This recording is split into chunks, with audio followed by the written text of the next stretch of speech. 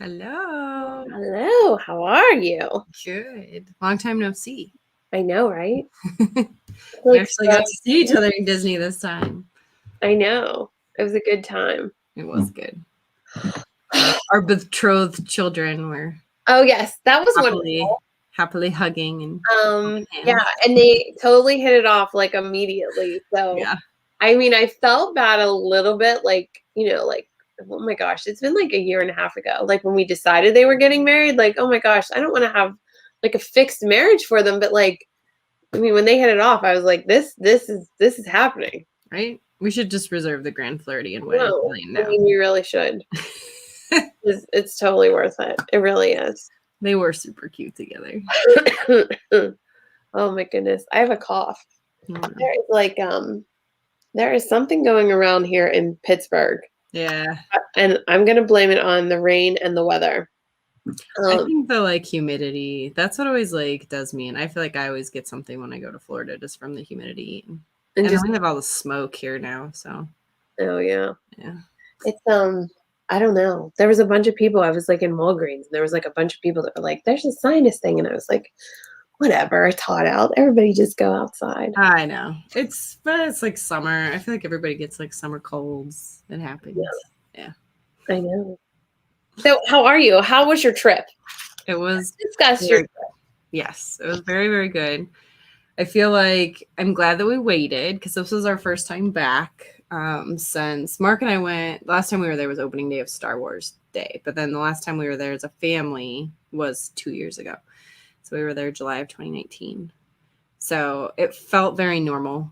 Like there was very few things that felt not like it normally does. I mean, and we'll talk about it a little bit tonight, but I do think like the service that you typically get in Disney, like having gone so much and for so many years, it's not quite back to that level. Like there was definitely a little bit lacking in that. I mean, you could definitely see that, but it wasn't like bad service. It just wasn't the same standard Disney quality. So I think it's funny that you mentioned that because while I did notice that this past trip, and I think honestly, it was just because like there was more people there now than there has been. And everybody knows, like, I have been going back since the park opened. Like, I understand that that's like a rare occurrence and I'm very fortunate to do it. But the standard, whenever it first opened, you would have loved it because all of the cast members that they had kept at that time, probably for like the first 9 months that it was open, they were on point, like old school 1985 Disney. It was amazing. And we definitely had like some of those. I mean, you could tell the cast members that like had been there and had come back. But you definitely saw a lot more like new hires and people in training and people that maybe aren't gonna hack it, but they need more people right now because it is like the summer crowds are there. It's busier for sure. There's definitely a lot of like new people in the parks and people that just didn't have information that they should have to be, So it wasn't like bad, but I mean, it definitely was. That was probably the biggest thing we noticed is like, not quite like what we're used to on that front. And I think that it's good though that they are that they are hiring people and that they are bringing more people back because I mean, it's basically just a sign that we are getting back to quote unquote our normal Disney. And to be honest, I am glad that you went whenever you did because I was so nervous that you were going to be like so disappointed because you had not been back in so long and everything was so different before. I was like, oh my gosh, this is going to like crush her. And then what? It was like maybe like 3 weeks before they left and they were like, fireworks are back, like everything's back, masks, no masks, like life is normal. The only thing that like you couldn't really do was hug a character. And maybe we should discuss that later too, because like I need that to come back now. Like that's Right. like the one thing that I'm like ready to have come back. I'm like very ready for characters to come back, but in some ways, like it was nice that some of the stuff wasn't back yet, because I felt like we had so much ground to cover being away from the park for so long that it was nice not to have the pressure of like standing in line for characters or like doing some of that stuff. Like it was nice on this trip. Like I'm ready for it to come back, but I didn't mind it for my first trip back without. So we have a couple people in the chat. Shout out to Monarch Moments and Ferris Chrissy and Pam's fam. Thanks for joining us tonight. We're live on Facebook. And Surfer Girl just heard like feedback whenever I was like trying to flip through to make sure it was working. Yeah. So welcome everybody. We're just we're catching up from our most recent Disney travels. I feel like that like first couple weeks in July is like the time when everybody's in Disney. Like I feel like everybody. So you were there, okay, and then you met like I don't even know how many of like your YouTube friends you met. Yeah, literally like my boss Jen was there. There were 3 other agents that were there from Upon a Star. There was like 2 of like my random friends that were there. Like my clients were there. It was like insane. And I felt that like anywhere we went, there was like someone we knew. And at the same point in time, like if I'm on Instagram, like someone that I follow on Instagram is like was 2 attractions over from me. And I'm like, this is crazy. Everybody is here this weekend. There was a lot of people down there. I feel like, I think with fireworks coming back, that was like a big factor in people being down there. I mean, and the 4th of July is always busy down there. I mean, it just is, I think. And I think the fact that the 4th was on a Sunday this year, like there was even more like locals or people taking vacations because they had that extra time off of work. So I think that kind of also added to the draw of people down there. But it didn't like, I mean, it felt busy on like there was a couple days in the parks where the crowds were heavy. But it didn't feel as busy as it has at a like pre-COVID Disney day. Yeah. That's all I keep telling people too. And they're like, well, with them increasing capacity and fast passes still aren't back, like what does it feel like? And I'm like, well, it's busy, but it's still not like busy Disney. Like because those days when it's like busy, when you were there over Thanksgiving, Christmas, New Year's, those days you can't even move. No, yeah. Like, so this is like this quote unquote busy is not. I think there's only maybe like 1 or 2 times, and it was like always like middle peak of the day, and in those areas where it's always busy. Like I think when we were walking through Fantasyland at like 12:30, which is always busy in Fantasyland, that felt pretty busy, but still not as busy as I've seen it. Like, I mean, we've definitely seen it where it is just like shoulder to shoulder. And I don't think we had a single moment like that where we were like, oh my gosh, look at the crowds. Like, so yeah. And they asked if we got to see Magic for 4 and we did not. And Amanda, actually, they're like in the process of moving. So she like, we scheduled this and I was like, are you sure you're going to like want to do a live stream? You guys are moving states and you've got things in U-Hauls. And she was like, oh yeah, it'll be totally fine. And then she messaged us like 15 minutes before and was like, I'm not going to make it. Like, we've been moving all day. Moving wall. And to be honest, I'm like shocked that she even made it to like 15 minutes before, because if that was me, it would have been like last night. I would have been like, I am like dead tired. It is not happening. But we're all excited that one of the mama mice is like finally a Floridian. So she's living her dream. So it'll be really fun to have her on next time and get to hear like, because they've been doing the parks a lot. They've been like, well, not the parks, but they've been doing like all the restaurants and resort areas and things. So they're waiting for annual passes to come back. I know, which is the hardest thing about moving to Florida right now is if you don't already have an annual pass, like it's just rough. Like you can't get one. Get it. There were some clients of mine who sent me a referral, and they just moved to Florida because my clients are Floridians. She was like, do you know, like, if they're coming back? And I was like, nobody knows. Man. Nobody knows. But if you have them, keep renewing them. Right. I know. Because it's just we don't know. We don't know when they'll come back. I know. There's like all the rumors that it's going to be August because of the like language that came out on the one like notice, but I don't know. Yeah. Well, it seems like they're moving in that general like direction. I mean, we can all speculate and have rumors, and like we can have rumors about how the fast passes are going to change because like Disneyland Paris, like they released what their new fast pass thing is, and then all the world fans were like losing their minds, saying if that happens here, nobody's going to be able to afford Disney. And what everybody has to remember is like World is like their biggest park and their most popular park. They're going to do what is best for basically Disney, obviously, because it is a business. They're a business, yeah. And everybody has to remember that. But they also know that like the guests and the fans of that brand, like they know that they have to keep them happy too. Yeah.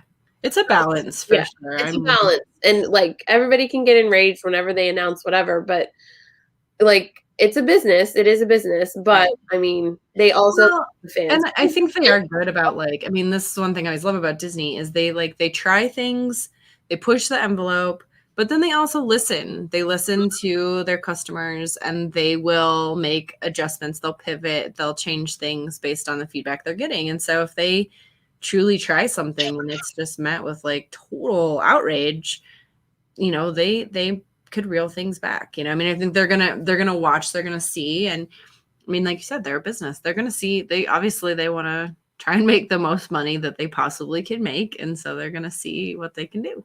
And I don't blame them. You know. Yep.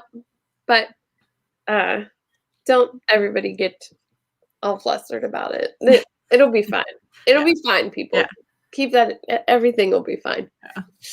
Well, we had a couple questions. We thought since we just like got back from Disney, like I'm finally like been to Disney again. So we thought it would be fun to do kind of like real talk. Like, what do we really think about Disney? And perfect timing. And Jean-Claire just hopped on. Hello. We're just getting ready to hop into questions. So we're just kind of catching up from our recent trips. Happy anniversary, by the way. Yeah, happy anniversary. Thank you. You guys have to excuse my plain background. I used to film in our game room and got kicked out. So I now have a new filming place, but I've only had it for 5 minutes. So I have not decorated yet. It's a blank slate. It's a blank slate. Yeah, so we were just gonna hop into our questions. We were kind of saying how we thought it'd be fun to do like some real talk, just like what do we really think about Disney and all the things and our experiences having been in the parks. So so this is like Mama Mouse Club unfiltered, but still family friendly. Correct. Getting real right now. Right. It's kind of like we love Disney, but not right now. We always love it, but right now we're going to tell you about some of the things that maybe have us a little bit angry. Yeah. A little bit mad Mama Mouse Club tonight. There you go. Sometimes, I mean, you got to be honest. You got to be real, right? Like, you have to. Disney's magical and it is wonderful, but like, it's still like, you know, it's still real. Like, there's still bad things that happen. There's still things you don't agree with. Like, and like, we always joke as a family, we're like, every trip you have to have like that one day. Like, every person in the party gets one day. Usually it like tends to collide on the same day. That's like the day where you're just like, you're off, like nothing's going right, your timing's off, like, you know, it happens. Like, still, you know. Mine's always the last day. I always lose. I'm angry the last day. Right. I'm grumpy that I have to go back, and my mom brings it to my attention every single time. And my girls pick up on it, and I'm just angry that I'm going back home. Yep. All right, so Irene, go ahead. Yeah, the first question we wanted to talk about is like, what is one thing you wish you could change about the Disney parks right now? Like, being totally honest, what's one thing you wish you could change? The crowd capacity. I'm keeping it real with you guys. I am not ready for the level of crowds to come back to pre-COVID levels just yet. And from I'm loving that the fireworks are back. They look beautiful. But when I watch those firework videos and I see those crowds are like pre-pandemic crowds, and I'm just like, As much as I want to go, I'm so glad I went in February and April and not right now. Mhm. Well, and like I'll say we didn't watch Happily Ever After in the parks. Not a single night. We watched it 4 times, but we never watched it in the parks because we just had like zero interest in participating in that. Like we watched from California Grill, we watched from the Polynesian Beach, we watched from our balcony at Bay Lake, we watched from Top of the World, but we had no interest in being in the park to watch it. Yeah. I mean, the Epcot was fine. Epcot's always fine. Like It's so massive. there could be 1 million people in Epcot and it would still be fine. But yeah, and I mean, Heather, you watched it in the park. Yep. What was I did on the 4th of July, which I always do. Like that's always our thing. But I hadn't been back there obviously since the 4th of July and seen fireworks. You know, that were the 4th of July fireworks, and then they announced that they weren't going to do it. They were going to do Happily Ever After, which I was okay with that. And then after Happily Ever After was done, like they had given rumors that were out there and said they're gonna do the projection on the castle like they do on the 4th of July. And the second that Happily Ever After was done, it lit up, and then everybody lost their mind that it was the flag. Jean Claire's right. There was so many people there on the 4th of July that, you know how like usually they're directing traffic, telling you there's no more room. They couldn't even like direct anybody. Yeah. You literally just had to turn around, and how you would come in the side entrance whenever you come in for the parties, behind like backstage, that was completely filled up. So they had people down the side behind Main Street watching the corner view of the castle. Tomorrowland, like obviously like the courtyard, like we're in like the hub of everything, and all the way down Main Street. And I came farther back down Main Street on purpose because I wanted to get the fireworks in. Right. And we knew that Tinkerbell was going to fly that night. So I was like, we're going, like we're doing this. But literally there had to have been like 60 people like in my space. Like yeah. Hopefully you're like sitting on a sofa drinking wine and recovering from moving and doing everything else. Yes. Yeah, God bless you. Yeah, you're definitely here in spirit. But I agree with the Jean Claire. She's right. I mean, I'm glad that Disney is back now. When Happily Ever After was over, there was like a couple that was like off to the side and they were like bawling. And I walked up to the wife or the girlfriend and I was like, "You get it." And she was like, "I'm just so glad that it's back." And like nobody's being mean to each other. Like for how crowded it was, like nobody was being rude because everybody was just so excited to be back. Like that the fireworks were back and all the excitement was back. So I mean that part of it was exciting. But I mean I'm with the Jean Claire there. I'm gonna agree with her point too. Like I'm not ready for it to be those Thanksgiving crowds this year. Like I'm not ready. Yeah. That's still not the one thing I will change. It was interesting because we did Top of the World for the 4th of July, and they only opened it for Bay Lake Tower guests staying on a DVC reservation July. I think it was the 1st through the 4th. Like I think that was the only days. It might have been the 2nd through the 4th. But we like asked around like 3. We're like, "Hey, like what's the deal tonight? Like when's it opening? What's going on?" And the lady's like, "You know, we're expecting really big crowds. We have a capacity of 400 people. The lounge is going to open at," I think it was like 5:30 or 6, but they were going to bump it up a half an hour.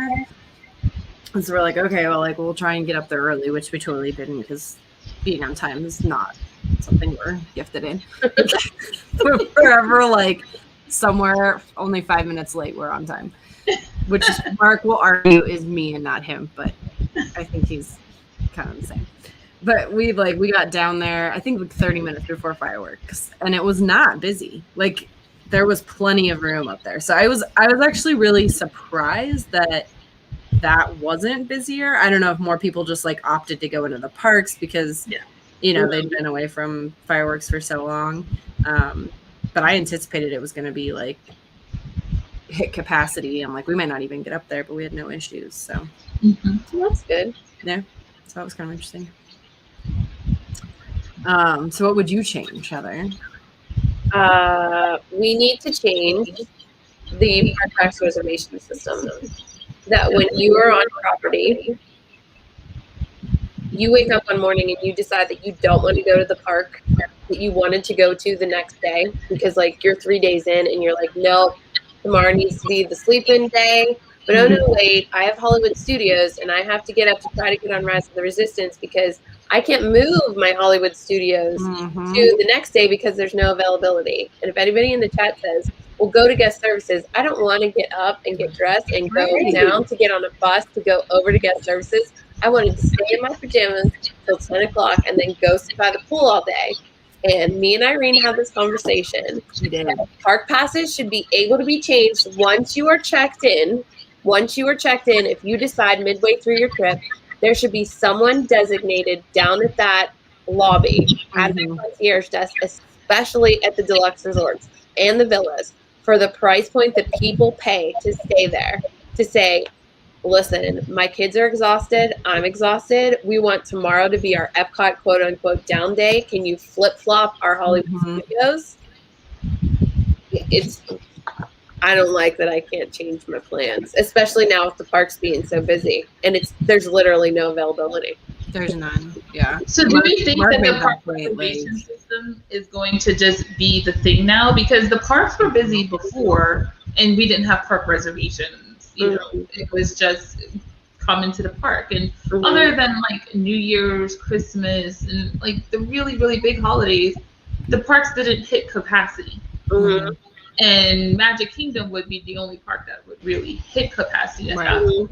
So it's like, is this really like a thing now where we're still having the park pass issues? I don't think it's like because of capacity. I think it's a control issue. Like I think Disney likes the data that they get from it. And I think they like the fact that they can like look at a projection of how many people are going to be there and then staff the park according to that. And they're not wasting staff. I mean, like when we did Star Wars opening day, we had a VIP tour guide and we hopped to all the parks that day. And we got to Magic Kingdom.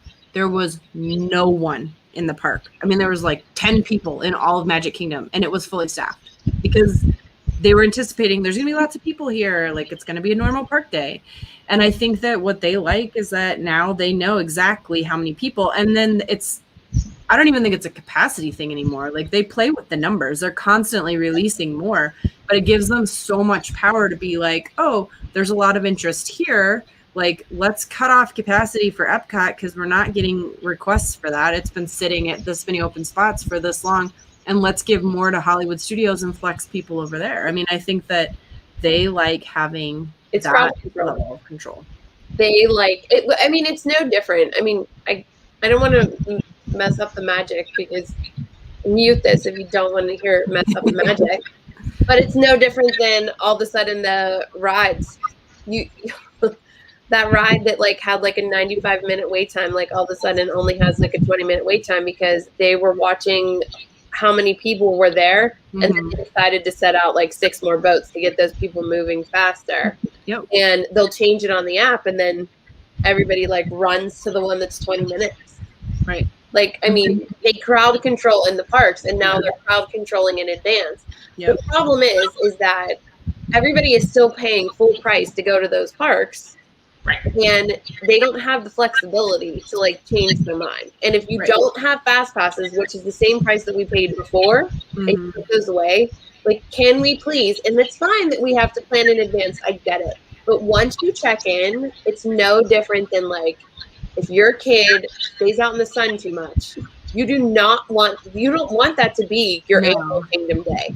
The next day. Well, and that happened to us on this trip. He got sick. He got like a nasty little head cold, and we were set to go to Animal Kingdom, and we had bought a 1-day ticket for a friend to come with us, and like had that all reserved, and that's like way less flexible because you have to pick the day and you have to like do all these things, and while he was sick, and I was like, A, it's not responsible to go into the park, and B, like he feels crappy. Like we're super excited to do Animal Kingdom Day with him. Like this is probably going to be his favorite day. Like he gets to ride Everest. Like I don't want to drag a sick and tired kid into the park and get a bunch of other people sick and then also have my kid like be miserable all day, like, so we had to change.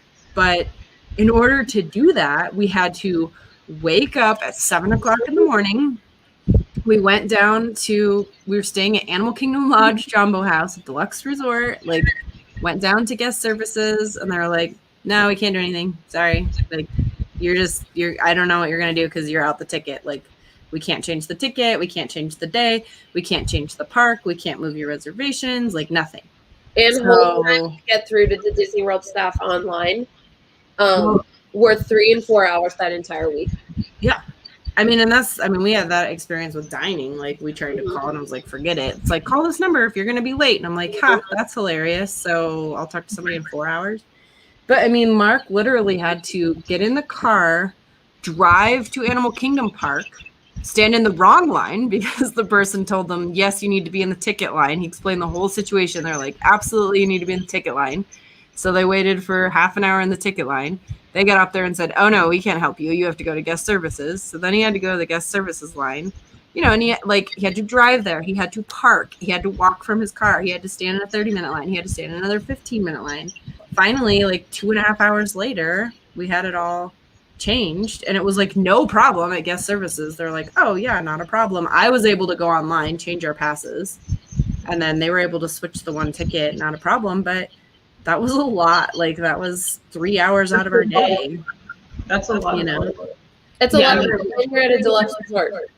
Yeah, I mean that's like it's ridiculous that, and I mean every resort. I'm sorry, like if you're paying $200 a night to stay at Pop Century, you should have the luxury of being able to go to the concierge desk and have things changed. Like that's ridiculous to me that those people are not empowered. So I agree with you, Heather. Like I think there should be more power at the resorts, and I think there should be more flexibility for guests, especially Disney resort guests. Once you're like on property in your window, that you should. And they know you're there because they're tracking your cell phone and your Magic Band, so they know you're on property. So that's it. Yeah. I mean, and I want to bring up the other park, but the other park doesn't right? Do like that, we check into Hard Rock Hotel. There is a desk downstairs where we can deal with ticket issues. We don't have to go all the way to the park first to deal with ticket issues or to buy new tickets or change tickets. We can do it right there at the desk in the lobby of our hotel, and that's it. And so, yeah, I definitely agree. Like, it's definitely something that should be able to be done, especially with the way that the restrictions are now. Because I remember being able to just buy a 4-day ticket and then you just go and your ticket expires from the first day that you swipe it into the park. So now having to, every time you buy tickets, and like when you're a pass holder, you don't really think about this because you have an annual pass and you just go. Well, with the park reservation system, now you have to make reservations.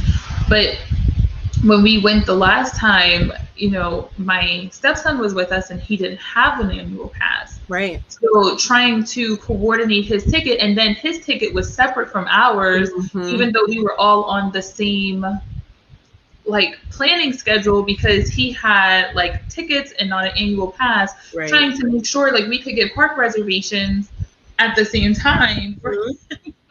Well, and then the three tiers is so hard because there wasn't any availability for Animal Kingdom for single day tickets. There wasn't any availability for resort guests, which that should change. That should just be if you're a resort guest, period, you always have availability. But there was availability for annual passes. So thankfully we had both staying on property and annual pass, which gave us the most flexibility. But that was crazy. We couldn't change the one ticket that was a single day ticket, but we could change our annual pass ticket, but we couldn't change the resort ticket. It just was ridiculous. And I mean, that's they have that built into the system already. They have these tiers. So why not take the resort guests and limit the availability, but then the minute you're in that week, that goes up for everybody. Everybody that's a resort guest has full availability to make part changes. So I just want to go back because Facebook users, sorry guys. Yeah, I know. I wish it said you guys your name. So if you don't put your name in your comment, we won't know who it is asking the question. So I don't want to call you Facebook user. And maybe Mark can say, because I think Mark was in the Facebook site, but okay. That was a great question. Yeah. So the way they tell you right now is make sure you have a park reservation before you make the dining reservation, because if you get a dining reservation and you don't have a park reservation, you're not getting it. Well, and that's the hard thing is you can park hop at 2, which I did notice because I'm like, Heather knows I'm psycho about dining, right? So like this was my like hobby. Literally, I like every night before I went to bed, every morning when I woke up, and then like 50 times during the day, I just would check dining. Like I'm like, what's available? Because it also kind of tells you how busy the parks are. Like if there's a ton of stuff available in Magic Kingdom, you're like, no, Magic Kingdom's probably not as busy. But like, yeah, if it would like the most availability would pop up from like 11 to 2 because you couldn't park hop. So people would cancel something in a park, but nobody else could like get them unless you happened to be in that same park. Yeah, I want to say that I think that needs to change too. I think it's time for them to move it up to at least noon. Yeah. Like park hopping at noon. Noon, yep. I wonder if it's like a shift change thing that like 2 o'clock's when like new people come on or something. I don't know, but like 2 o'clock is rough. And like Hollywood Studios is really interesting to watch because 1 o'clock is when that second rise distributes. And so like once that happened by 2 o'clock, people that didn't get rise, everybody left. Everybody's dead. That's just it. And my sister, she came on this past trip and she was just like, what do all these people do if they don't get it? Like they didn't get it in the morning and they don't get it on the second time. And I was like, watch. They will all just leave. Yeah. She's like, where are they going? I'm like, they're going to eat and drink in Epcot. They're going to Magic Kingdom. They're going to Pandora. And I was like, that's the only reason that they're here. Right. So, and if that's the case, then change the next boarding group for Rise to noon and then move the park hopping to noon. Yeah. I don't know. There was days, and I mean, it's no different than like the weather. I mean, obviously you can't predict that, but I mean, some of those days it was just like raining so hard, and it was just like, well, I'd rather this be my Epcot day because like I'm used to torrential down. Well, yeah, I mean, I think we all have our parks that were like, if it's raining, we don't mind. Like Animal Kingdom for me, I'm like, I almost prefer it raining in Animal Kingdom. Yeah, because it's so hot there. It's so hot there. Like most of the stuff's inside. I don't care. But yeah, like you don't want to have it be like, you don't want to have it be your Magic Kingdom day when it's torrentially pouring all day because half the park's closed. Like literally half the park's closed. Like, funny. Well, so yeah, I don't know. Yeah. So the thing for that Facebook user, since we don't know what your name is, even if you would grab it and you would park hop over to there. Oh, I think it's David. It's David Dollar. I was wondering if that's who it was. Because he said something before and I was like, that sounds like David.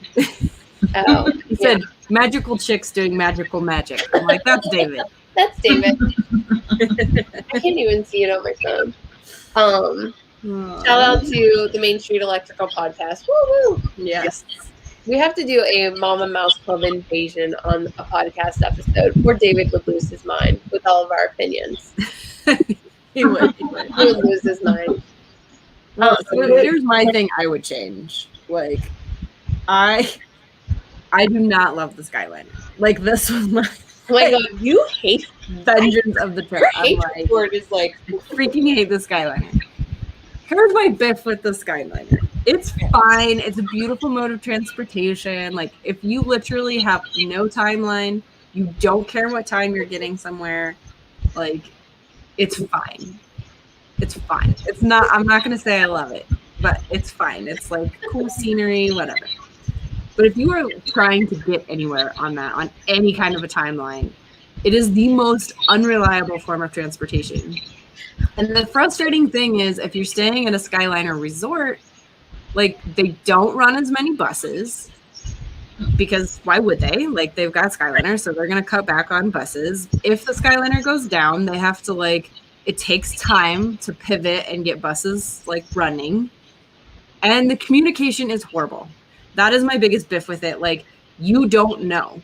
Like you just don't know. Like, is it down? Is it going to go down? Should I get on? Am I going to get stuck? Like we were in Epcot in the middle, like we were almost to Spaceship Earth.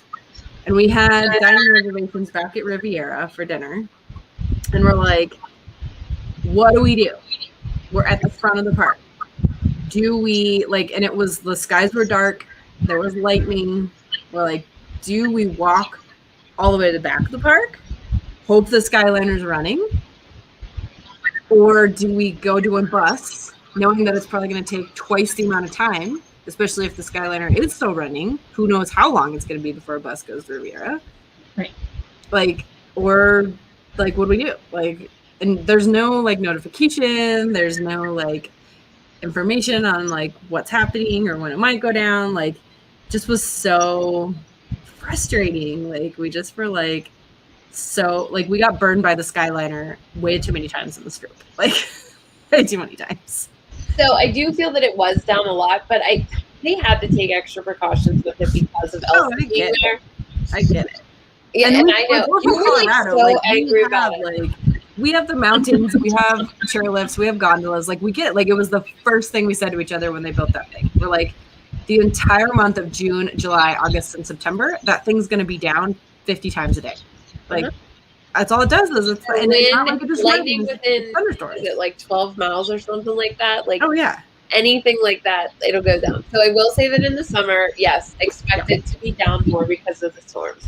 I think the rest of the year it's probably fine. Oh my gosh, the rest, that's what I was going to say. Yeah. I needed you to be like there in like October and you're like, oh my gosh, this is great. Right, exactly. Yeah. Yeah. But you were angry about it. Oh, I was so angry. Like, it's like, I have a love-hate relationship with that Skyliner. I was getting like scathing texts. Oh my God. I was like, I freaking hate this thing.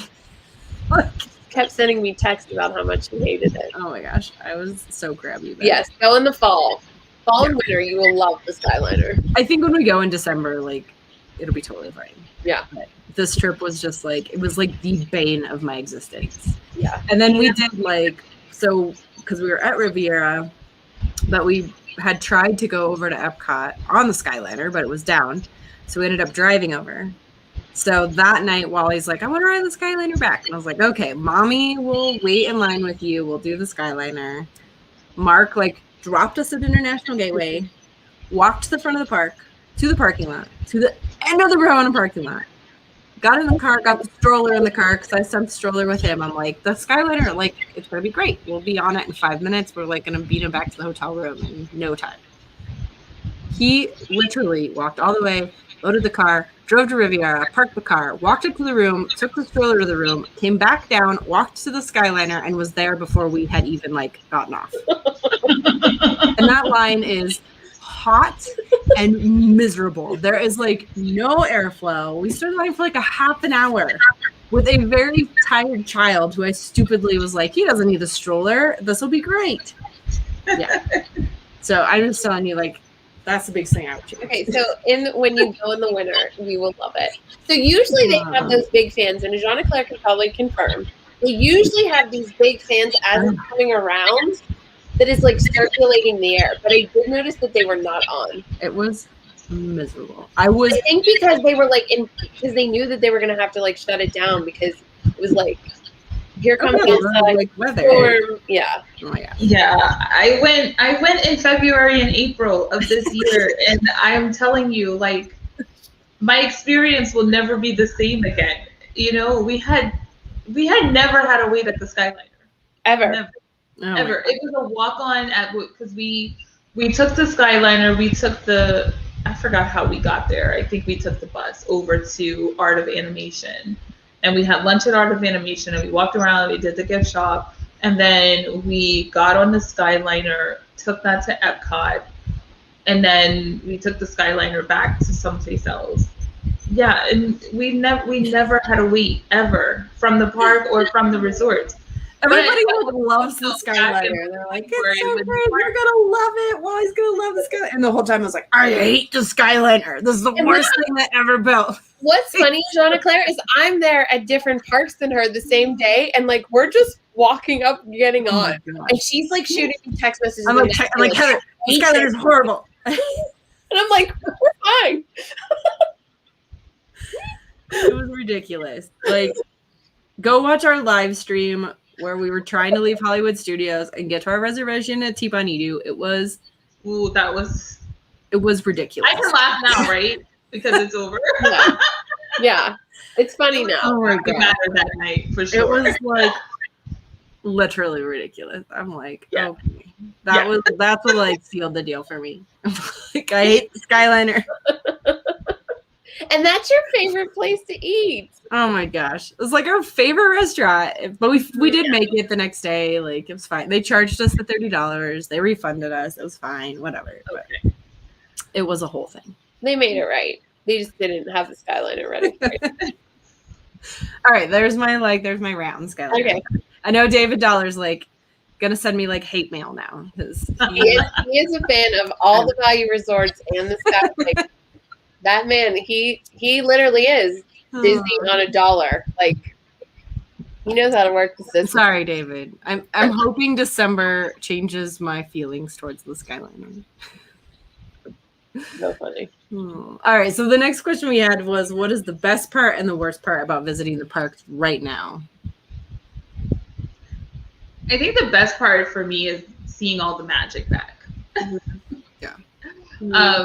The worst part, I mean, and the magic in terms of the fireworks and all of the night shows and just having all of those things come back. Like, that's, I mean, because that's part of the experience. It's part of the Disney experience. I think the worst part is still like really not having like the character interaction. Like the characters from a distance. I mean, it's great that they're there, but it's just not the same. And I appreciate, you know, the safety and everything, but I'm like, if you're going, I don't know, like, I just feel like if you're gonna have fireworks and people like elbow to elbow, I can meet a character, even if it's not a face character, like if it's a character in like a full-on costume. Yeah. If you're, it doesn't have to be right, but it can be a little bit more than selfie from 30 feet apart. Right. Yeah.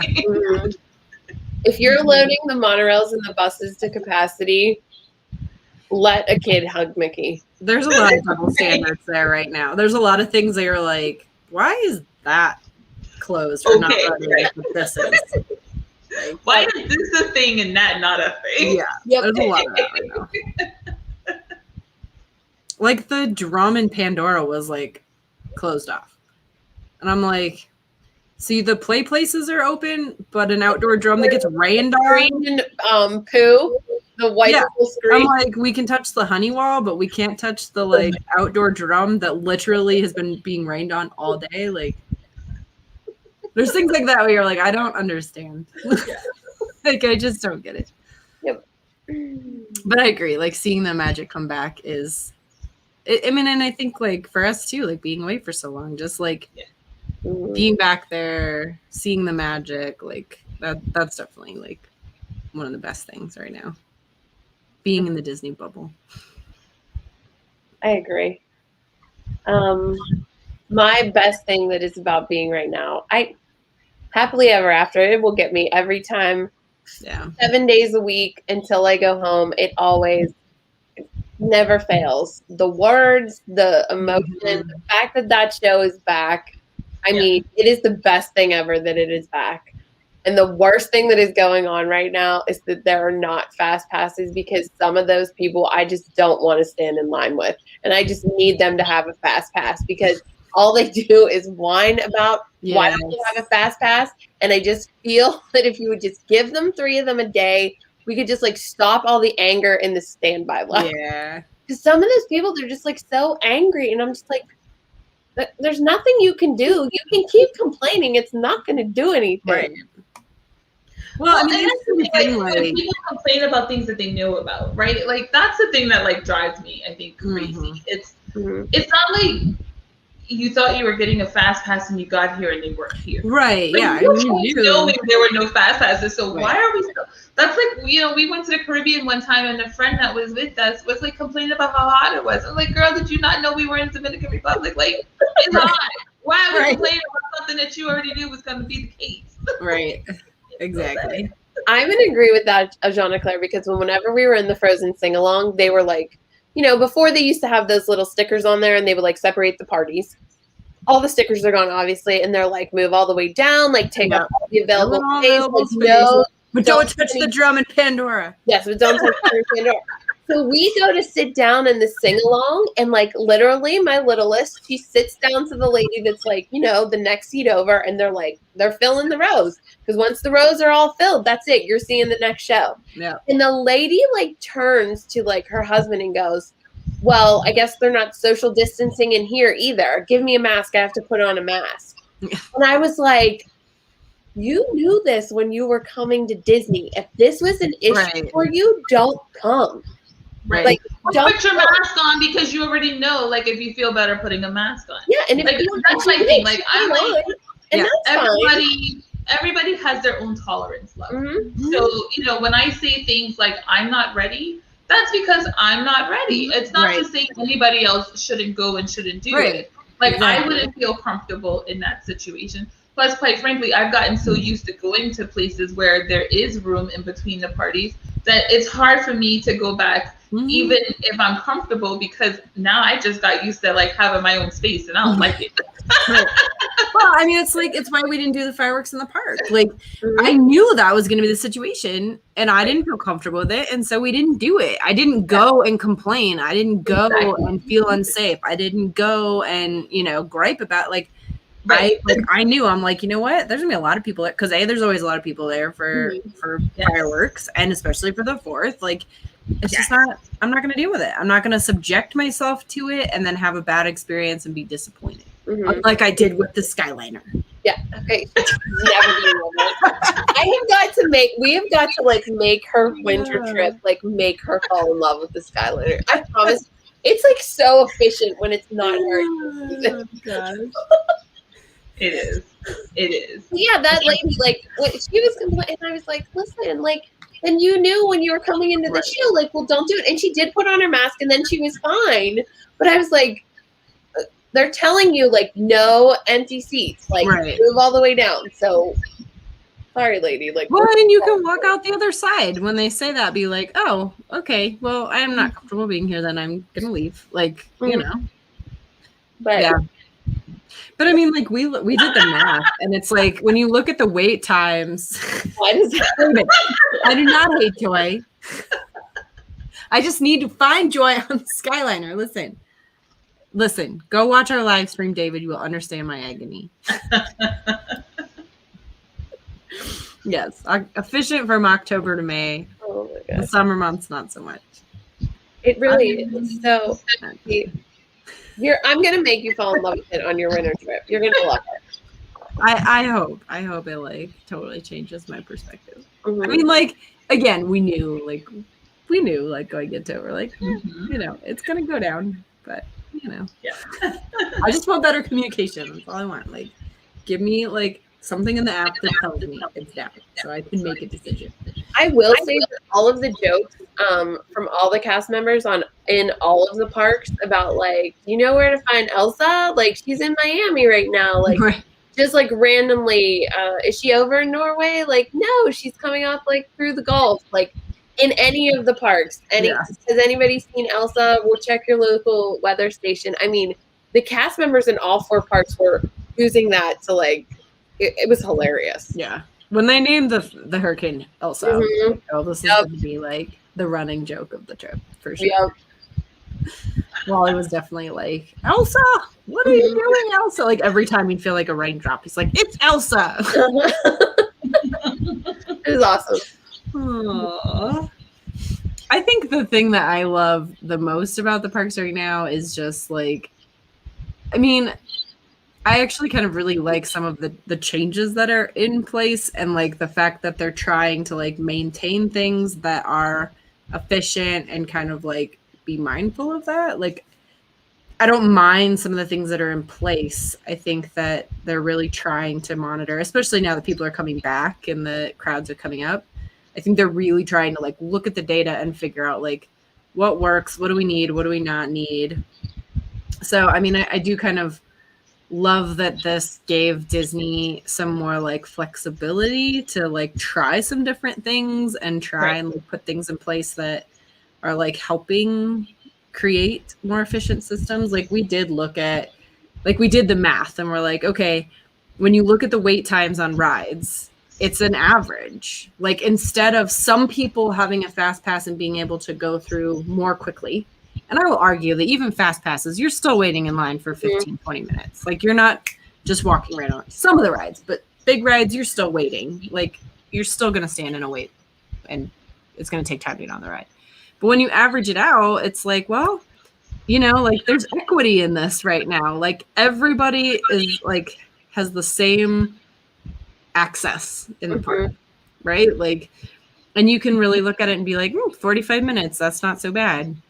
And that's truly what the wait time is, because it's this average. Like you're not having to wait for all these fast pass people to come through. And like fast passes, you always had to kind of gauge that. Like if it was right at the beginning of a window, you were probably going to wait longer in a standby because that's when all the fast pass people show up and try and get through. And now it just removes a lot of the guesswork. So in some ways, like I kind of am loving not having fast passes. So what do you guys think about, I've heard rumors that this whole paid fast pass that they have in Paris is coming over to Walt Disney World. I don't know how true these rumors are, but imagine having to pay for a fast pass per person, per ride, per day. I mean, they've had it in the past with like, if you're saying concierge, you could buy the extra fast passes, right? And people did it. Oh yeah, and I have taken advantage of those. Right. And those were wonderful, but those were different. I feel like those were different because it was 3 fast passes for $50 per person per day, but you got to book them 90 days out. And you got to book your 3 regular fast passes at the same time. So you're booking 6. I have a whole video about this. You're booking 6 fast passes 90 days out. And at the time when they had those tiers for the rides, you could book all tier 1 rides. Whereas, you know, you couldn't book in Hollywood Studios, you know, Slinky Dog and Toy Story Mania and the other one. The swirling saucers, like all at the same time. You couldn't book 3 tier 1 rides in one day with your fast pass until you use the first 3 fast passes. So if they were doing that or offering something like that, that would be totally worth it. That's perks on top of perks. But this sounds like just normal fast passes that you're just paying for. So you're just paying to skip the line. And for me, like sometimes even with fast pass, there was a small wait. Like for me, I'm like, if I'm paying that kind of money to just walk onto a ride, I literally better be walking on. Like, well, yeah, I mean, like Universal has that. If you stay at their deluxe resorts, you get that VIP, whatever they call it. I can't remember what they call it, but Express Pass. The Express Pass, yeah. And I mean, that seems like it is actually a really good deal, you know? But it's okay. So for the Express Pass at Universal, it is very expensive to buy. It's so expensive. Universal is. We actually booked a resort stay for 2 nights in order to get the Express Pass because it was cheaper to just stay at the hotel and get the pass than to buy that. Right. And that's what I'm saying. Like, I don't know. Like, so they're going to give it as a perk. Like if you stay at a deluxe resort, you get this pass. Like, okay. Right. I mean, and I could see like doing something like that. I mean, they already are. They're doing that for the extra magic hours. You have to be staying in a deluxe or deluxe villa to get the late night hours. That's going to be how that runs. That's interesting. I didn't know about that. Yeah, early morning hours I think is it's weird because they released a list of all the resorts, but I think it's all the resorts that the early morning hours is going to work for. So basically, if you're staying in a Disney resort, you will get the extra magic hour in the morning. And if you're a deluxe, you get it at night. But if you're deluxe or villa, then you get it. That's the only people that can get the late night hours. Now, is the morning hour still is it an hour at all of the parks, or I think that was the other change they were going to make? Is it was all the parks. It wasn't like alternating days anymore. Yeah, because before it used to be extra magic hours at designated parks and designated which I really like. I'm glad they're doing that because I always hated that because then it was like, okay, well, the extra magic hour morning's at Animal Kingdom today. So do I go to Animal Kingdom knowing that everybody else staying here is also going to be going to Animal Kingdom? Or am I paying a premium to stay on property and I'm not really going to take advantage of that perk because everybody's taking advantage of it and then Animal Kingdom's going to be the busiest park of the day? Like I like that it's all the parks, because then it's like it truly is a perk. I mean, I think that's the thing that I'm like I love about these changes is it is creating a little bit more equity in that, like at least everybody has like the same level of access. So it is, except that before, remember, it used to be an hour, and now it's like a half an hour. And right. Half hour is nothing. Like I feel like it takes you a half hour just to kind of get settled in and to get where you're going. Like by the time you get to whatever ride you're going, that's already like 15 minutes in, depending on where in the parks that you're going. I don't know. Yeah. Life Joyfully Done was like, isn't it like $275 per pass per person? No, it's like closer to like $290. Yeah, David said $287 per person. Yep. And then how does that work though? Is it you know, a certain number of rides? Is it you get to ride any ride? It is going to be limited rides, yeah. You mean for the Disney one? Mm-hmm. Yeah. There's only going to be like select attractions, right? That will like be open, but it's. Look, I'm all for paying to get to the front of the line. It's why I do character deals, because I would rather pay to eat food and see a character at my own leisure than stand on a long line for 2 seconds with, you know, Tiana. So I get it, but it's just like, I don't know. It just feels like they're making it ridiculously expensive so that the people who actually pay for it, maybe there are going to be fewer people who pay for it, so they actually experience the perks. Because if you make everybody VIP, then like nobody's VIP, right? Which I kind of get, and in some ways, I guess that's fine. You know, I mean, like when you pay for a VIP tour guide, it's expensive, but then like you literally get to walk onto the rides, you get to go to the front, like. Except for Rise of the Resistance. Right, exactly. Yeah. Which I still don't understand that. I don't either. I love how David's like giving like all the official stuff. David, do you just want us to bring you on screen so you can just like school everybody? Like we could just have David on here. He could be like the little tiny corner, like down in the corner, little tiny square, and he can be like, here's all the like facts. He can be like my magical. I call him my magical spirit animal because like he like loves Disney. He loves it. He gets it. He gets like how we do. Yeah. When you find like your people that get it, you're just like, oh my gosh. Well, and I think like that's the thing. Like, don't get us wrong. Like, we all still like, love it. We still love it. We're still gonna pay for all the crap. I mean, we still understand. We're still understanding the line. We're still gonna do it. We're just having a moment where. You know, it's like I love my husband, but there are times where I just want to gripe about him because it makes me feel better. Because I get it out of my chest and I don't hold it in. Right. And then I can move on with my life. Right. Because if I hold it in, then I'm just stewing on the inside. Exactly. You gotta like air the grievances, but then you also like know like the reality of it, you know. I mean, it's like I may like have my biff with the Skyliner, but I also like I'm still gonna ride the Skyliner. I'm not gonna like not ride it. Like, and come December, you're gonna love it. We're gonna redo this, and we're gonna ask Irene in December, do you love it? Oh, so Ashlyn said that she doesn't see any of David's comments in the chat, just on screen. So I think it's because he's on Facebook, and so I think if you're watching on YouTube, it doesn't like push the Facebook comments through, which is kind of annoying. But yeah, he's just been commenting on like different prices and stuff. We should make sure we pop his comments up so that everybody can see them. Yeah, he said 30 minutes before in the morning is when things like we'll do the morning hours, and it officially starts October 1st. So. But I do prefer the late night hours. So now what's the deal with late night hours? Is it going to be it's going to be late night hours for all of the parks for a limited time? If you're staying at deluxe or villas. Yeah. And that actually fits it better because Irene crossed over to the dark side this trip, and she became I'm no longer a rope dropper. Oh my gosh, no way. I'm not doing it anymore. We don't have that club. And I was like, welcome to like the rest of us here. And she was like, I love to sleep in. And I was like, we don't get to the park until like 2:00. Yeah. And I am a night owl. So like when they like deluxe and villas get the extra and evening hours, I was like, great. Now I don't have to head until 4. Right. Yes. the late afternoons and evenings are better in the park anyway, I think. Yes, David, come to YouTube and then everybody can see Yes, your. yeah, come on YouTube, David, and then Because you're the Go only on one. Irene's channel, David. Go on Irene's channel.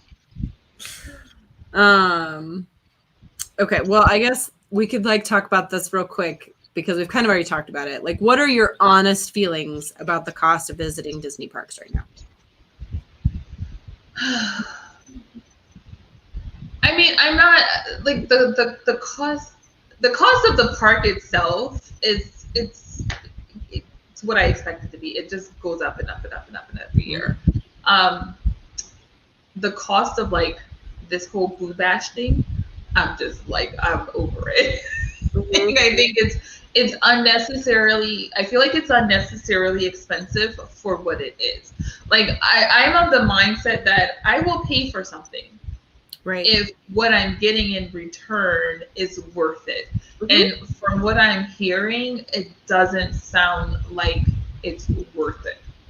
And I would think, like, for me, the whole idea of going to the parties is smaller crowds, more things open, free snacks, free Mickey bars, free this. You know, there's some free stuff in there that I've already paid for. You know, it's not really free, right? Like I paid like $1 billion for it, and it's unlimited Mickey bars because the reality is they know nobody's gonna eat like more than like 3 Mickey bars. You know, you're gonna pass out from a diabetic coma. Right.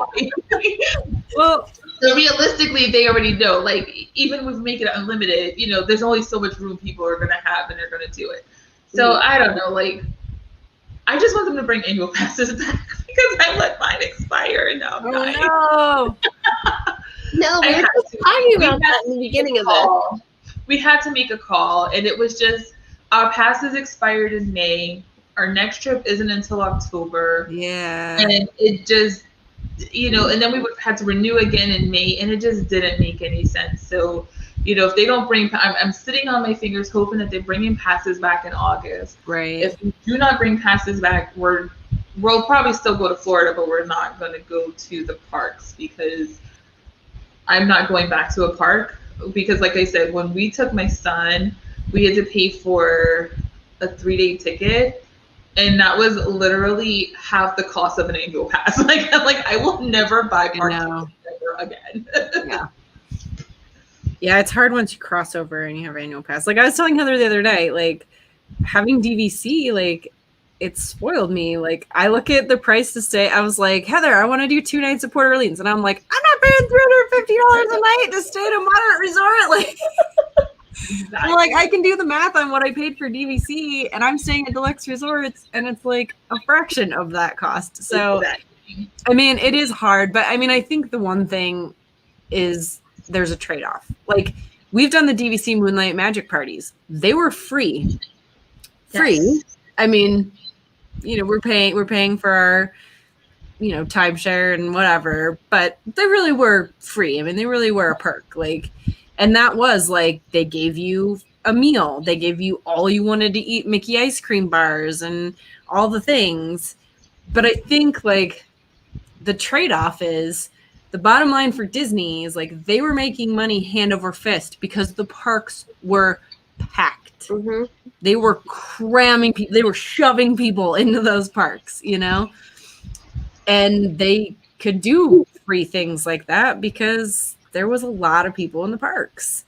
And now there's not as many people there. I mean, I don't think it's necessarily a capacity restriction issue at this point. I think it's just getting people back to the park, and it's going to be offset by a higher cost. But like Ashlyn said before, when we were talking about fast passes, we had a really good time just being in the moment and not having our whole day planned out with fast passes. And I think there's a lot to that. Like it Disney feels like old school Disney now. Like when you go, like you feel like you can just go and do whatever it is that you want to do. There's not this like pressure on the timeline of like, we got to make it to this fast pass and this fast pass. And I want to try and get all my fast passes done before 1:00 so that I can get bonus fast passes when the good ones are still available. And like, it doesn't feel like you're having to do this like micromanagement all day. Like you just show up and you do what you want to do.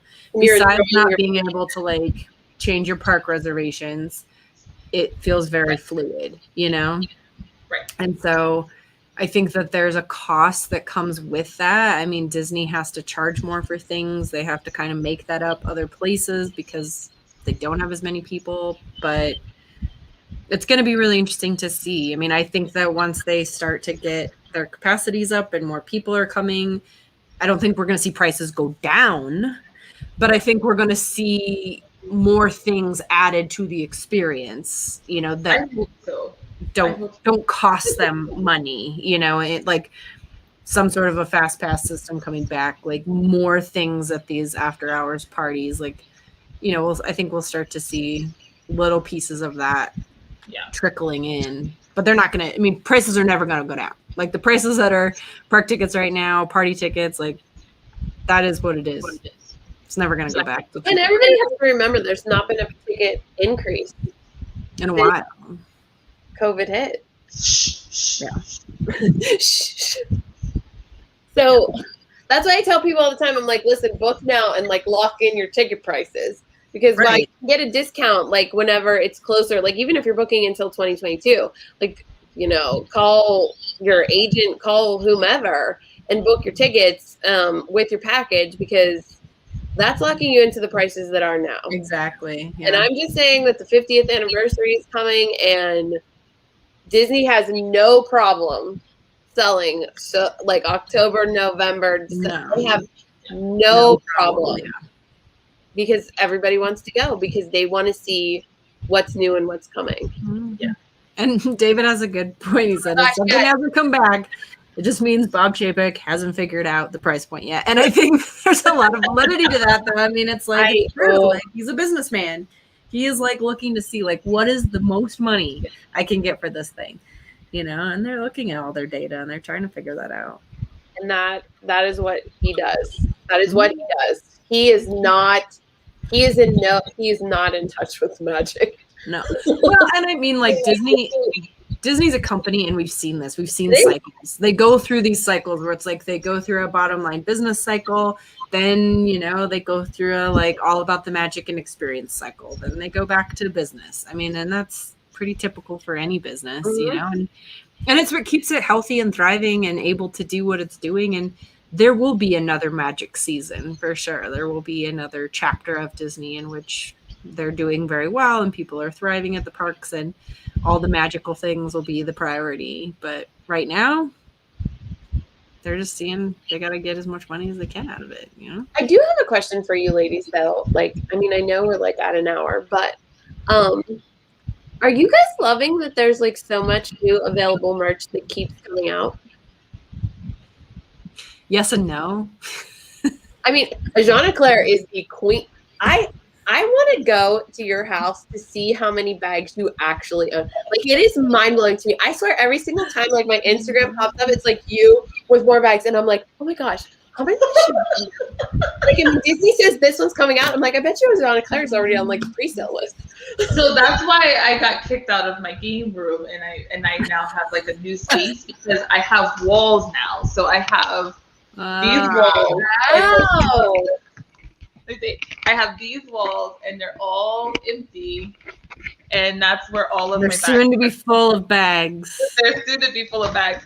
And when I said I was going to hang the bags in the game room, my husband was like, "But it's a game room. Like, why do we have it?" But I'm like, "What else is on the wall? Like, what else are we using this for?" And he was like, "Not for bags." He's like, "We have a whole room in the back that we're not using. Go use that." I was like, "Okay." So yeah, like when I was there in like the week, that whole week, like 3 new sets of ears came out, and I was like losing my mind, and I bought all 3 of them, and I was like, I am loving like all the merch and like the theming and everything releasing. I am loving that, and that is Disney being a business. Oh yeah, your money, and I'm fine with it because I am loving that business side of Disney. Yeah. I love it, but it's also like a love-hate because I want all the things. And then like stop coming out with things. And it's like, what do you do with all the things? Right. Well, and it's so hard to get things. Like the supply chain is a mess still, you know? And it's like, if you see something in a store, like this is the biggest piece of advice I'll give people. If you see something in a store in the parks and you're like, oh, that's cute, or I want that, buy it. Mhm. Don't be like, I'll come back at the end of the day so I don't have to carry the bag around, or I'll see if they have it in another store. We're going to Epcot tomorrow. I'm sure they'll have it in Mouse Gears. They won't. They will not. Like, you buy it when you see it, or you will not get it. Like, I remember in February we went and they had the Bing Bong plush that smelled like yeah. And it was in one gift shop in Magic Kingdom out of all of the parks. It was in one gift shop. Yeah. And I was like, I don't feel like carrying it around. I'm not going to get it. I'll get it, someplace else. Never saw it again. Didn't go back to Magic Kingdom.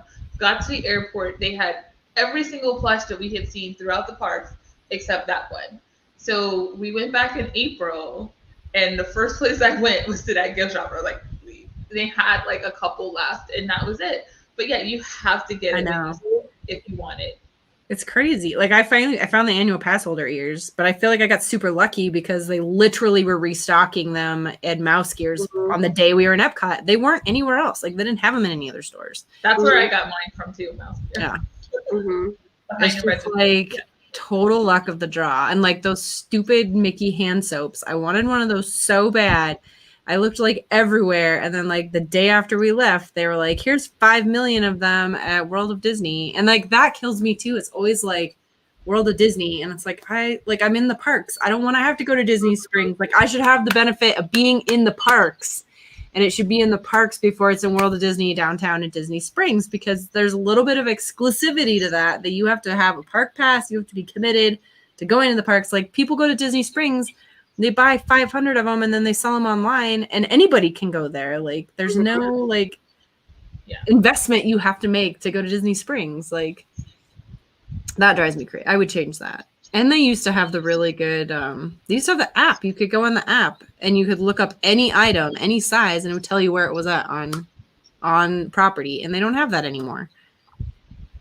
I will say the shopping at Mouse Gear, did you use the online app shopping thing? No, we never did while we were there. Oh my God. Talk about the best thing on property. Yeah. Taking your phone, walking around the store, scanning the stuff you want, sticking it in a bag, paying on your phone, and going to somebody, let them check your bag and check you out.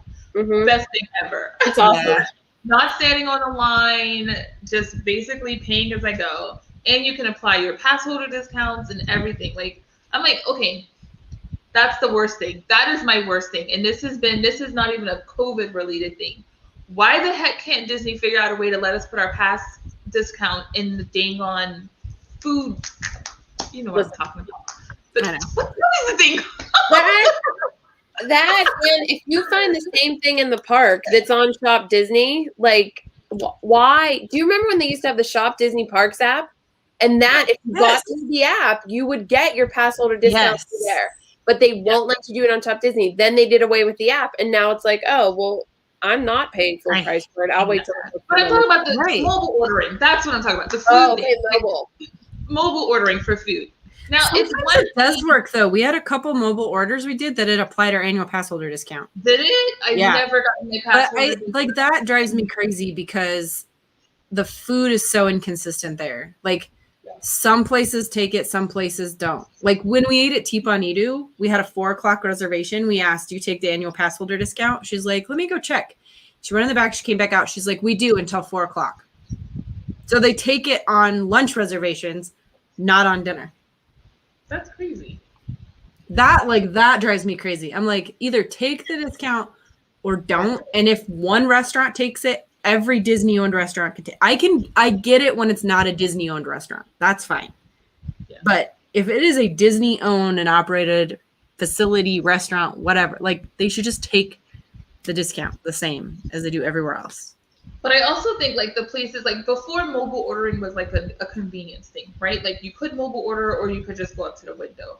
But now, like, where mobile ordering is like required for quick service places, it's like, there's no reason why my discounts should not be applied, because now I'm being forced to order on the mobile app because I can't order at the window. Yeah. But the only way I can get my discount is if I go to the window. Like, that makes no sense to me. That's my worst. That's my absolute worst. Mark said, so it only worked on one purchase online that applied the AP. It was when we did Sanaa. But Sanaa's a full service restaurant that had takeout, and so it worked there. But it worked through the app. Mobile ordering in general, I hate it. I think it was on David's podcast when I went off about it. Like I'm not a fan of that. No, well, and if you, I'm the person that like I want to keep my phone like in my backpack because like I want to embrace in the magic. And we were behind these people in the pass holder line that didn't have their magic in and didn't have the pass holder card, and she was trying to hold her phone up to scan her annual pass, and they had to get like 2 cast members out, and I was like, I'm done with the phones.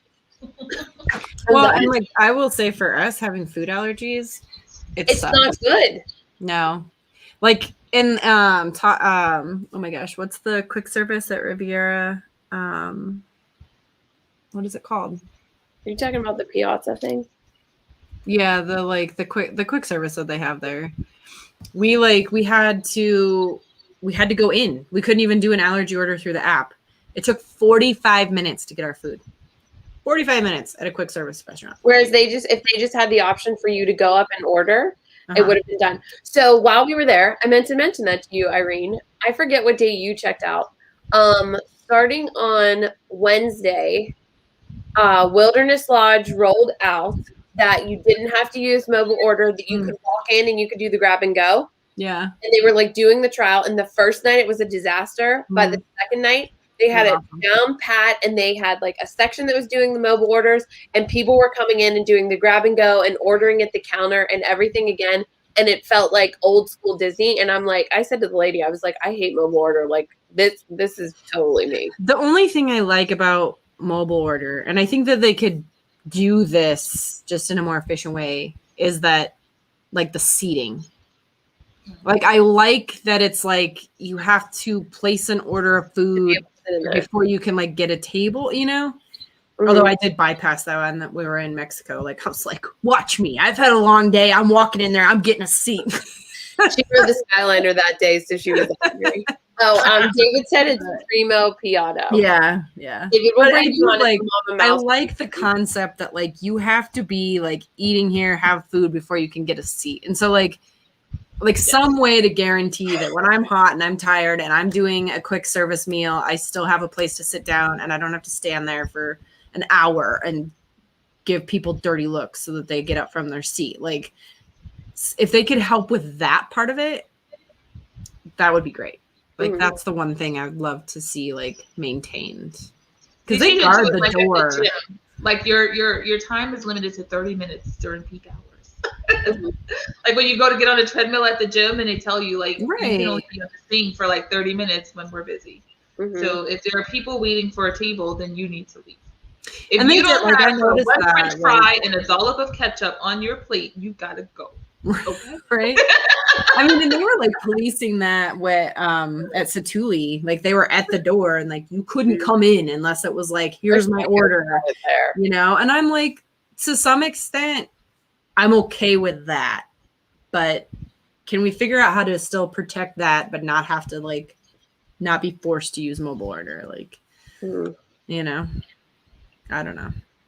So Jean-Claire, just because I was just looking at time, you have the last item in our giveaway. Yes. Okay, you guys talk. I'm gonna go get the giveaway item. Yes. By the way, is she wearing a dress or is it a shirt? Because it is super adorable. It's super cute. I think it's a dress. Yeah. Oh my god, I love it. Let me guess. Really you got it at the dress shop? I got it from the Loungefly Stitch shop. Oh, why did that not surprise me? I love that, like, Jean-Claire, too, like, had no lounge flies, like, none until, like, what, like, like 2 months ago? It was not that long ago. And now she's, like, has way more than anybody I know. She was quick to fall down the slippery slope of lounge play. But after that is all still on watching us, like, I know that we griped a lot. But we still love it. We'll go back times. I'm going back in, like, 4 weeks, 5 weeks? Like I love it. As soon as I get off the stream, I'm gonna go try and convince Mark that we should book like literally a 48-hour trip in October. Can you go over Labor Day and then just come down when I'm there? I know. Moana rooms at the Polynesian. Just saying. I don't think there's any availability. I think it's booked. There isn't. Yeah. There isn't. You can come visit me and see mine. Yeah. You don't even try to move order with our kids' allergies. We can't get around it. Yeah, that's the problem too. And then, David, you have to get a cast member to be like, listen, I have a food allergy. I need to go to the counter to talk to someone. And then they still give you a hard time about it. So if you are going to guard the gates, there should also be a cast member, like, you know, they have like the DAS pass with like the person that has the iPad. You need to have like a person with an iPad to like let you in if you have a food allergy. Well, I mean, but then like, can we please not make food allergies like take for freaking ever? Like, why? I mean, I get it that it takes a little bit of extra time because it's got some special prep, but like, it should not take a half an hour longer to get my food at a quick service restaurant than somebody doing a mobile order and getting their regular food. David Dollar says, call your local travel agent. Yes. Mama Mouse Club, always sponsored by Upon a Star Travel and Concierge. Need a travel agent? Go to uponastartravel.com. They will. The Main Street Electrical Podcast. David has all these comments in the chat. You should hear him on the podcast. His podcast is hilarious. The Main Street Electrical Podcast. Check it out. Yeah, David says, I remember being with you in Disneyland in January, and it took you forever to get your meals to most places. It stinks. And it's even worse, David, when like Mark and I are traveling together because we're like, okay, here's the story. Like, I've got the peanut and gluten. He's got the dairy, the corn, and the wheat. So good luck. It's like, it is. That's why we like table service, though, because the chef comes to your table. He, like, literally the chef comes to your table, like, writes everything down, customizes whatever you want, like, goes above and beyond. They're like, actually, I think I could whip up something special here. Are you interested in trying this dish? We could do that. Like, table service is where it's at if you've got food allergies. Quick service usually is disappointing. Mark said that would be awesome. DAS for quick service food. And it should be. If you have a disability access line, you should have an allergy line. But here's the thing. I hate mobile ordering. Don't force people to do it. Is that a Tiana bag for it too? This? Wait, no. Didn't you have a Tiana gift bag in there too? Wait, is that what the other ones are? I think it's the other thing. Oh, okay. What? The gift bag? Yeah. What gift bag? Did you just put down a gift bag, or is that the one that you got? I think it's the painting, isn't it? Oh. That's the painting. Oh, okay. You're ruining all the suspense. Sorry. What are you talking about? All right, drum roll. The final giveaway items. So the final giveaway item will be this painting of Tiana. Love it. It's so like sparkly even on her dress. Yeah, her dress is really, let me see if I can get the camera. Her dress is very sparkly. Love it. So this is custom artwork. You're never going to see anybody else have this. One of a kind. Limited edition, one of one. And it matches the coin purse. It matches the coin purse. And this is the Tiana wedding bag. So you see Tiana. So pretty. I love the beading on it. And these are all like raised beads. I love that. And let me show you inside. So there are side pockets. Okay, I have a question about side pockets on lounge fly bags. Yes. People say you can put a water bottle in them. You cannot put a water bottle in them. You can put a water bottle in them. I don't know how you get a water bottle in this pocket. Like, I don't either.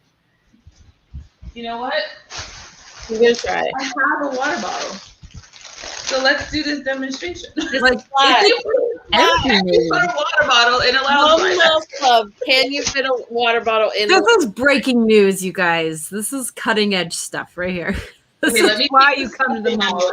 So maybe they have nothing in it so that it's smushed. Yeah, I was gonna say you definitely can't have anything in these. Yeah, it's got to be like an empty bag, like, or just a wallet in there. So here we go. David says you can do anything if you really believe. Well, I guess you can put a water bottle in there. Oh my gosh! Wait, what? It's got to be like empty though. It's got to be empty, and you got to be willing. If you notice, you've got to be willing to crush your bag. I'm not that willing to crush my bag. Like for a second, it's fine, but over time, you'll get like a permanent crease in your bag from the water Not bottle. worth it. For what they cost, I'm sorry. Just get a crossbody. Get the crossbody sling. Mm-hmm. And that's the inside of the bag. Oh, so pretty. And there is a zipper in the back. I love that. I just had my first bag without that on the inside, and I was outraged. It's like, why do we not have a pocket on the inside? What is this?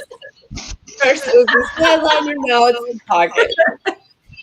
Someone said Irene back to Disney. I only get upset about real issues. She's experiencing Disney depression, but this is like Disney anger.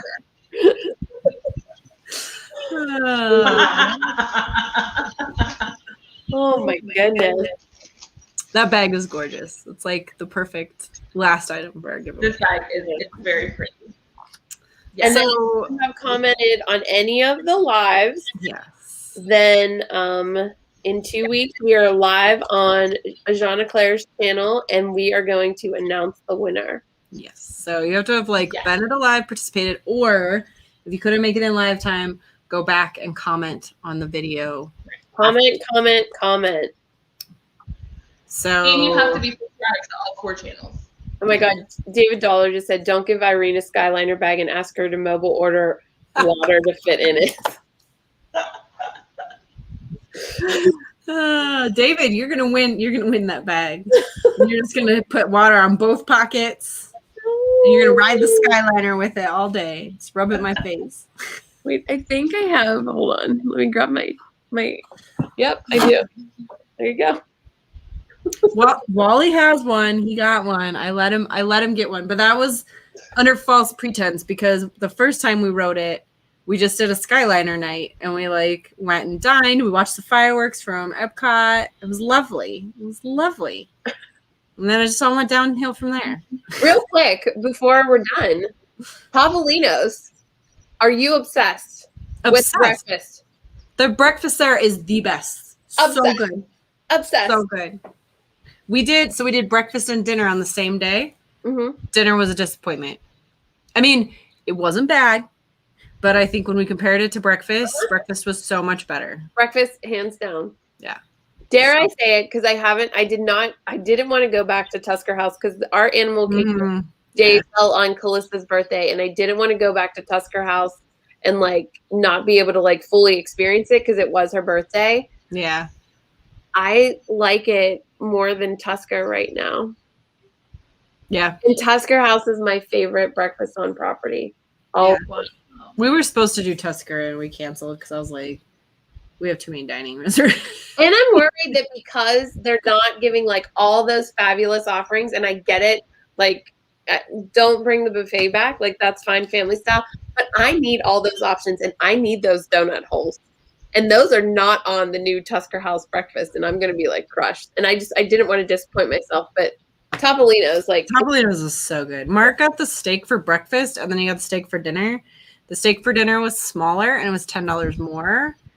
And the potatoes it came with were not as seasoned and very small compared to the breakfast potatoes. Do breakfast. So much better. You, Heather, and Steph, my wife, consider Tusker House. Yes. But those cheese blends are the bomb.org. That's so David. You should have been a stand-up comedian, David. Seriously. Yes. I mean, your podcast is hilarious, and you should have a comedy one on the side too. He says he's a big fan of Bon Voyage over a Boardwalk, though. That is a good one. When it's full, when with the characters, yeah. When they raise all the frying pans when you're coming in the morning, and yes, okay, I will give that to you. That is a good one too. But I need the full interaction back. Yeah, I'm excited to eat at Topolino's when it is full, character interactions. I'm definitely I think that's gonna have to be our new favorite spot. We still need to do Chef Mickey's. We bailed on that one too because I was I don't know. Everybody's don't do all the character meals because they're not as great. I booked a bunch because I was secretly hoping characters would be back, but it didn't happen. Yeah. I was at opening day of Ohana and it was different. Yeah. I'll save that. I'll save my opinion on it. The cast members were all glad to be back. Yeah. But I'm glad you got to go for breakfast. Or for dinner. You went for dinner. Yeah. Yeah. It was a good time. All right. Well, we are a half an hour over. Oh my God. See, this is the problem. We just ramble. It is true.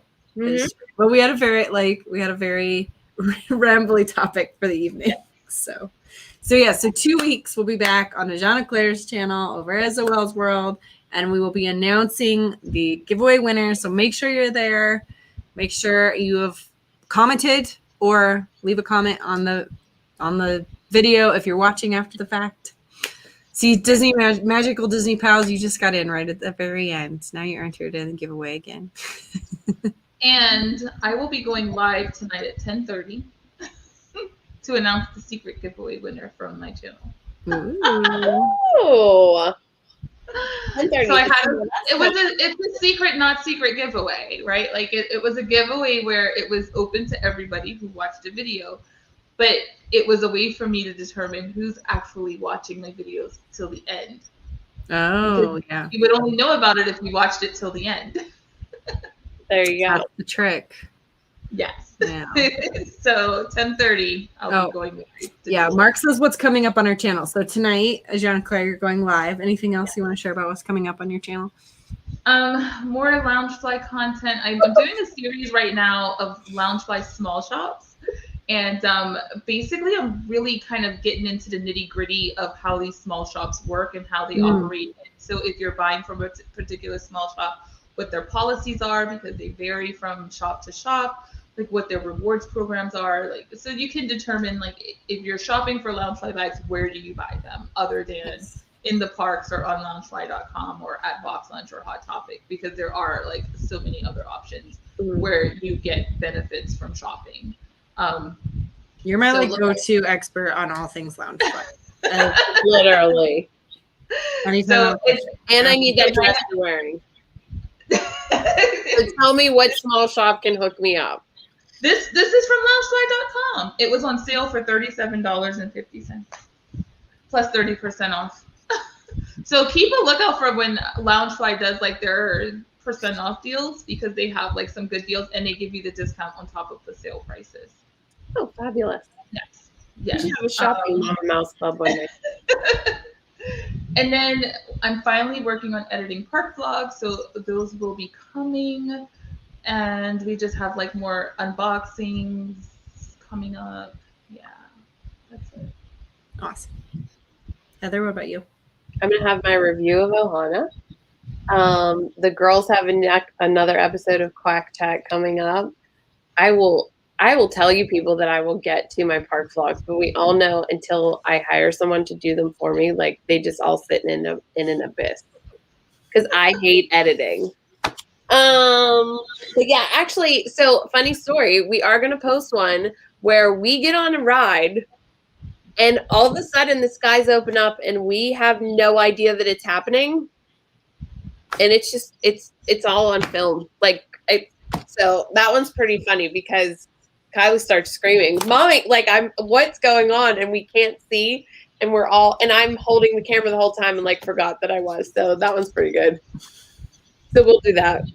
But yeah, there's Quack Chat, there's an Ohana review, and then we'll do one of our most recent trip to the parks. And maybe I'll get some other park vlogs edited.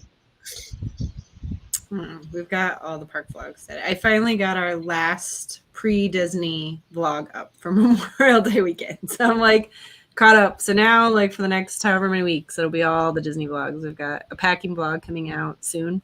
I need to kind of figure out if I'm going to have a publishing schedule or if I'm just going to put things out because life just happens. Life happens. Yep. And then we have a big trip coming up to Chicago. So we'll have a lot of Chicago vlogs too, but lots of travel vlogs coming up. And we've got collabs. And so I need to look. I don't even know. I'm living in the moment. And I'm sure I'm not even sure what's coming up. And you can find Irene on Instagram at Irene Loves Skyliner. I'm gonna create that name. Oh my God. Post Skyliner for life. Not. David and I we can duel it out. David, I just need to ride the Skyliner with you, and then I'm sure I'll love it. You guys he should have you as a guest on the podcast and go live from the Skyliner. It should be the one with Irene on the Skyliner. The one where the Skyliner is redeemed. I know. Oh my gosh, so funny. All right, well, we're going to sign off. Thank you guys. It's always so much fun to hang out with my fellow mama mice. And we will see you guys in 2 weeks over on Jean Claire's channel for the big giveaway. Yes, on Zoëlle's World. Yes, on that channel. All right. Bye. Bye, guys. Yeah.